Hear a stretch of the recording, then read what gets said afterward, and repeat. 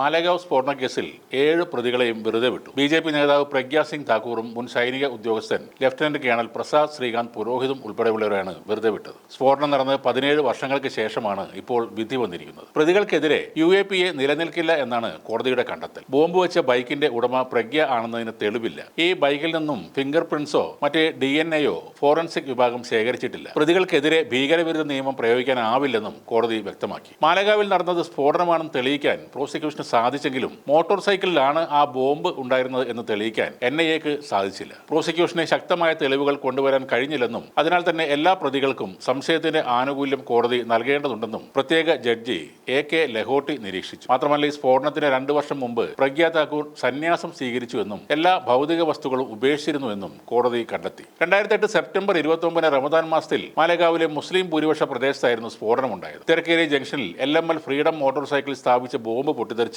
6 പേർ കൊല്ലപ്പെടുകയും 101 പേർക്ക് പരിക്കേൽക്കുകയും ചെയ്തു. ഹേമന്ത് കർക്കറയുടെ നേതൃത്വത്തിലുള്ള മഹാരാഷ്ട്ര ഭീകരവിരുദ്ധ സേനയാണ് പ്രതികളെ പിടികൂടിയത്. സ്ഫോടനത്തിന് ഉപയോഗിച്ച ബൈക്കാണ് പ്രജ്ഞാ സിംഗിലേക്ക് നയിച്ചത്. മുസ്ലിങ്ങളോട് പ്രതികാരം ചെയ്യാനും ഹിന്ദുരാഷ്ട്രത്തിന് വഴിയൊരുക്കാനും രൂപം കൊണ്ട അഭിനവ് ഭാരത് സംഘടനയുമായി ബന്ധപ്പെട്ടവരാണ് അറസ്റ്റിലായത്. അതിന് പിന്നാലെ നടന്ന ഹേമന്ത് കർക്കറയുടെ മരണം പിന്നെയും വാർത്തയിൽ ഇടം പിടിച്ചിരുന്നു. അജ്മൽ കസബിനെ പോലുള്ള തീവ്രവാദികളുടെ വെടിയേറ്റല്ല ഹേമന്ത് കർക്കറെ കൊല്ലപ്പെട്ടത്. സംഘപരിവാരവുമായി അടുത്ത ബന്ധമുള്ള പോലീസുകാരന്റെ വെടിയേറ്റായിരുന്നു അദ്ദേഹത്തിന്റെ മരണമെന്നും നോർത്ത് സെൻട്രൽ മുംബൈ BJP സ്ഥാനാർത്ഥിയും മുംബൈ ഭീകരാക്രമണ കേസ് പ്രോസിക്യൂട്ടറുമായിരുന്ന ഉജ്ജ്വൽ നിഗത്തിന് ഈ കാര്യങ്ങൾ അറിയാമായിരുന്നുവെന്നും എന്നാൽ അദ്ദേഹം അത് മറച്ചുവെക്കുകയാണ് ചെയ്തതെന്നുമാണ് കോൺഗ്രസ് നേതാവ് വിജയ് വത്തേദാർ പറഞ്ഞിരുന്നത്. 2008 നവംബർ 27 ഹേമന്ത് കർക്കറെ കൊല്ലപ്പെടുന്നത്. ദാദറിലെ തന്റെ വീട്ടിൽ രാത്രി ഭക്ഷണം കഴിക്കുന്നിടെയാണ് ഈ ഭീകരാക്രമണത്തിന്റെ വിവരം കർക്കരയ്ക്ക് ലഭിക്കുന്നത്. പോലീസ് സംഘത്തോട് ഛത്രപതി ശിവജി ടെർമിനലിലേക്ക് എത്താനാണ് ആദ്യം ആവശ്യപ്പെട്ടത്. ഉടനെ കർക്കരെ സംഘവും CST ലക്ഷ്യമാക്കി പുറപ്പെട്ടു. അതിനിടെ അക്രമികൾ ആസാദ് മൈതാൻ പോലീസ് സ്റ്റേഷന് സമീപത്തെ കാമ ആശുപത്രിയിലേക്ക് നീങ്ങിയതായി ആരോ വിളിച്ചു പറഞ്ഞു. അവിടെ വെച്ച് നടന്ന ഏറ്റുമുട്ടലിലാണ് ഹേമന്ത് കർക്കറെ അടക്കം ഏതാനും പോലീസ് ഉദ്യോഗസ്ഥർ കൊല്ലപ്പെടുന്നത്. മുംബൈ ട്രെയിൻ സ്ഫോടനം,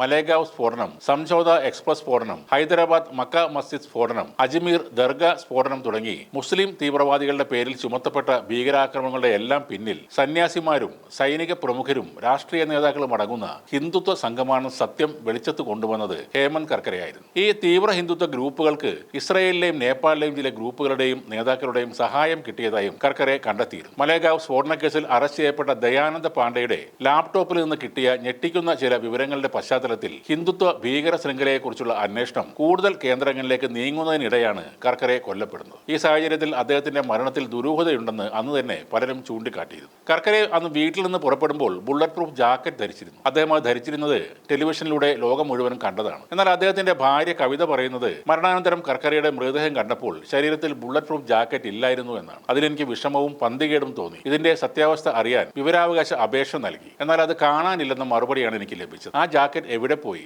ആരാണത് അഴിച്ചു മാറ്റിയെന്നത് ആർക്കും അറിയില്ല. CSTയിലും താജ് ഹോട്ടലിലും പാകിസ്ഥാൻ തീവ്രവാദികൾ ആക്രമണം നടത്തിക്കൊണ്ടിരിക്കുമ്പോൾ സമാന്തരമായ മറ്റൊരു ആക്രമണമാണ് കാമ ആശുപത്രിക്ക് സമീപം നടന്നതെന്നും അവർ മറാത്തി ഭാഷയിലായിരുന്നു സംസാരിച്ചതെന്നും പറയുന്നുണ്ട്. ഇതെല്ലാം പറയുന്നത് മഹാരാഷ്ട്ര മുൻ IG ആയ SM മുഷ്രിഫാണ്. രാജ്യത്തെ നടക്കിയ സ്ഫോടനത്തിന് പിന്നിൽ ഹിന്ദുത്വ ഭീകരതയാണെന്ന് സത്യം വെളിച്ചത്ത് കൊണ്ടുവന്ന ശേഷം അന്ന് ഗുജറാത്തിലെ മുഖ്യമന്ത്രിയായിരുന്ന നരേന്ദ്രമോദി കർക്കറയോട് ശത്രുതാ മനോഭാവത്തോടെയായിരുന്നു പെരുമാറിയതെന്ന കാര്യവും ഓർക്കേണ്ടതാണ്. അന്വേഷണം സ്വാമി അസീമാനന്ദയിലേക്ക് നീണ്ടതോടെ ഈ ശത്രുത വർദ്ധിച്ചു വന്നു. ഹേമന്ത് കർക്കറയുടെ മരണത്തിൽ അനുശോചനം അറിയിക്കാനെത്തിയ നരേന്ദ്രമോദിയെ കാണാൻ കർക്കറയുടെ ഭാര്യ വിസമ്മതം പ്രകടിപ്പിച്ചതിന്റെ പശ്ചാത്തലം അതായിരുന്നു. ഇന്ത്യ കണ്ട ഏറ്റവും മികച്ച അന്വേഷണ ഉദ്യോഗസ്ഥരിൽ ഒരാളായ ഹേമന്ത് കർക്കറയുടെ മരണം ഇന്നും ദുരൂഹമായി തന്നെ തുടരുകയാണ്.